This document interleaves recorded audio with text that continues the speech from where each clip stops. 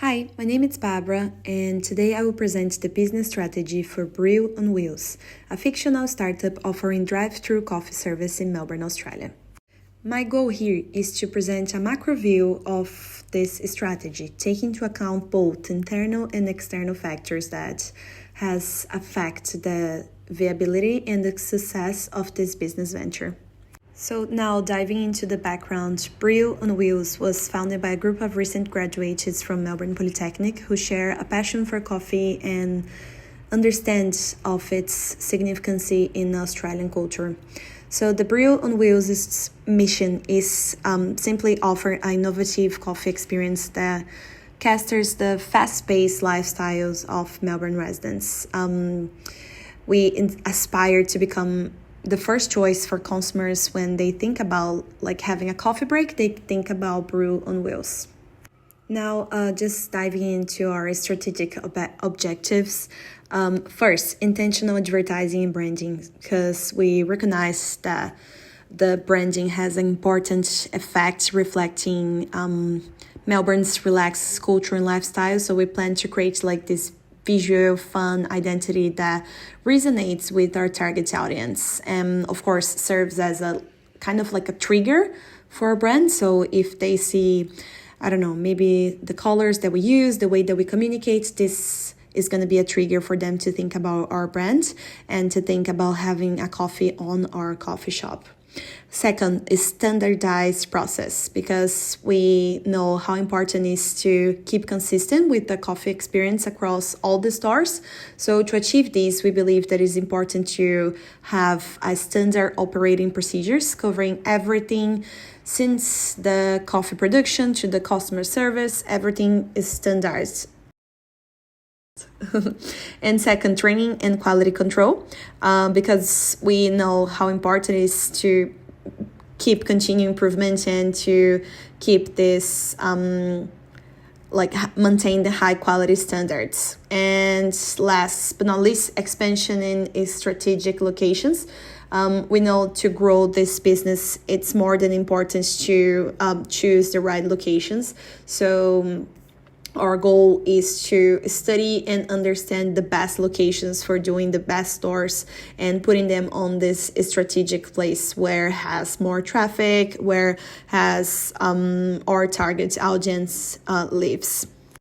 Now, considering the environment analysis, we believe that considering Melbourne's social cultural factors, it's possible to predict that there is a high demand for this kind of service, since basically Melbourne has a really big culture around coffee and the coffee breaks and everything around this.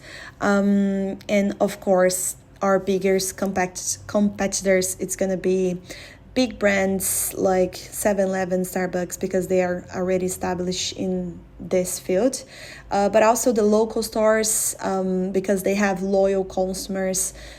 They are also one of our main competitors. And now this is the 3 points that it can be a strategic issue. First, competition, because we are aware that the competition from established local stores with loyal customers and big brands like Starbucks and 7-Eleven, they can invest lots of money on marketing that we don't have. So to compete efficiently, we will need to leverage our unique value proposition. Second, location selection, because through analysis and research, we believe that this will guide us through the location choice that will avoid low turnover and affecting sales, which can be a problem. So if we choose the wrong location, this can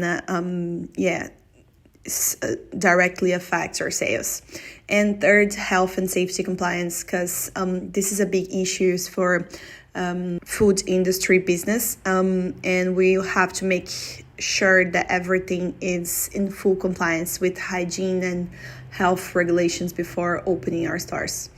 And that's the timeline with our strategic plan. So month 1 to 3, it's going to be marketing, research, resource allocation, locating, scouting.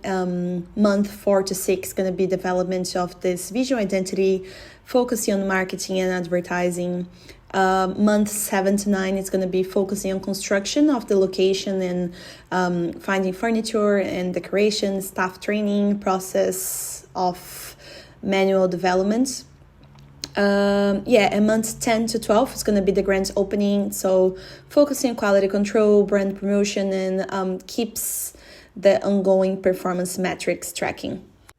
And now our resource allocation, we thought about doing a financial analysis with the available capital that we have and the cost projections. And the performance metrics, it's going to include customer satisfaction surveys, sales tracking, profit margins, and of course the social media engagement. These metrics going to provide us with lots of valuable data to keep refining our brands and products and service. And that was my presentation. And to conclude, I believe that this business has big chances of succeed if he actually follows these strategic plans, focus on branding, finding the right locations. There is, of course, a big demand for this type of products and service in Melbourne. And yeah, that was it. Thank you.